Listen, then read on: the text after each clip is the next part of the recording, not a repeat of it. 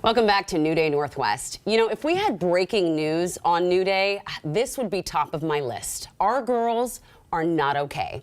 According to the latest numbers from the CDC, they are sad, lonely, and 1 in 3 girls has seriously considered suicide. 1 in 3. Just picture your child's school, the class for a minute, or the little girls in your neighborhood. Think about that number again. The rates of sadness are the highest reported in a decade. Numbers made far worse by the isolation of the pandemic. So psychologist Kristy Berrett, she's joining me now to talk about what she's seeing in her practice and what we can look forward to and do with this. I mean, this is so upsetting to me, this report. It shocked so many of us when you say 1 in 3. And my mind immediately goes to all the little girls I know and all the young women. Recently, a close friend of ours in our neighborhood, her daughter took her life. I see how it's destroying these families. Given your practice full of teens, does this number surprise you? Not at all, unfortunately. So many teens are struggling. I think people would be really surprised to know how many teens are considering suicide or have suicidal thoughts on a regular basis, even daily. The number of feeling sad and lonely, if this is highest in a decade, can you put a finger on what's making them sad? And it's not just girls, right? Not just girls. The numbers of boys in my practice are rising too. Suicidal thoughts, suicidal ideation, even suicidal attempts is on the rise. And I would say that the biggest reason why the change is because the teens feel lonely. They don't feel connected. I mean, they might have a lot of followers on TikTok or a number of friends that they have listed on social media, but they don't have deep connections. And they often report feeling even alone at home, where people go off in their own rooms and are doing their own things, but aren't really connecting deeply. And they have very few people that they can talk to and share what's really going on. And then they feel the only answer is to end their world.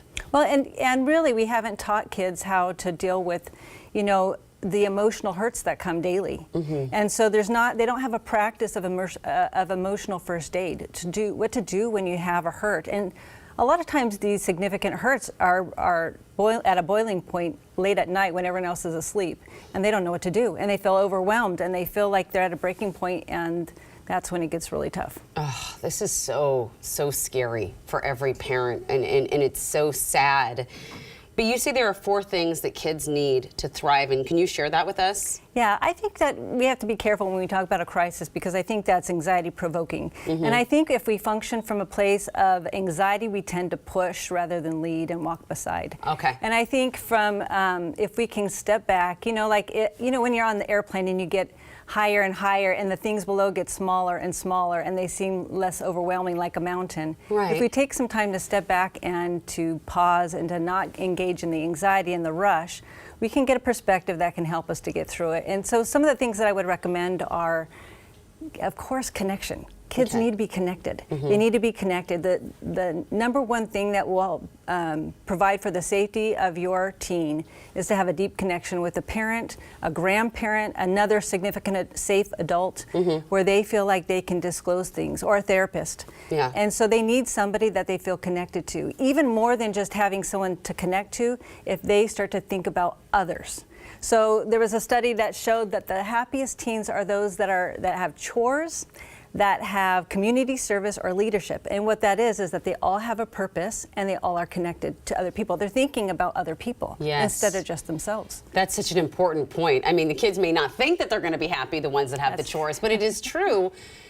And it's so good for so many other things. Does that also go with purpose and peace? Absolutely. So kids often need a reason to be here. They need goals, and they feel they need to be able to choose to use their ability to accomplish something, to accomplish a goal, to move forward.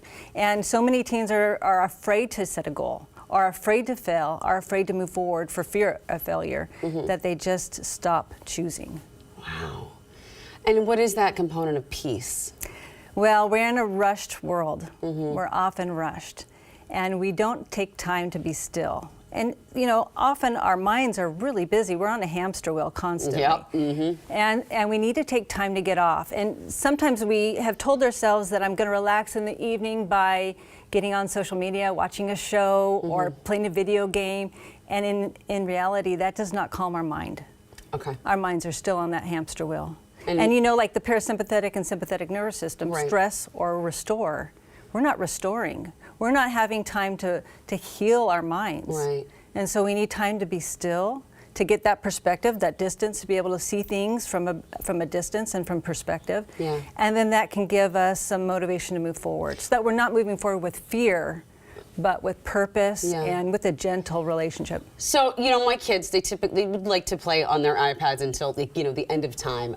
So we usually read before bed. Is that a good thing to do? Because like telling them to meditate is probably not something I'm going to be able to get kids to do, or young adults.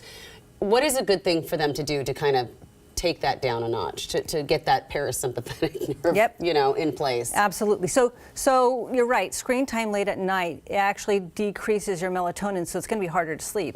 And so if you can put the phone away, that's great. If you can take out a book, that actually is a way of mentally focusing that's closer to meditation. Really, Okay. it helps your mind to still. But you can do other things. You can have times where you, like, when my kids especially were young, I would have them lay down in their bed and I would tell them a story and I would describe the scenes and I would activate the different areas of the sensory brain where you're talking about what you see, what you smell, what you feel. And also in those stories, I would tell stories that empowered them, that helped them to solve the problem. They were the hero in the story. And so kids being able to be still and then also to feel empowered that they can do things, right? We want to move kids from a place of fear to a place of empowerment so that the world doesn't feel so scary, that they have the courage to take on challenges, that they can see a challenge as an opportunity to grow. Challenge is an opportunity to grow. I can't thank you enough for coming on today to share this with us and to try to talk us through, like you said, as parents, you know, it can be very anxiety inducing, it can, especially if you've experienced a situation. So it's a good reminder to get that 40,000 foot view. Yeah. Thank you so much. Yes. We'll be hopefully talking to you again soon. All right, we'll be right back after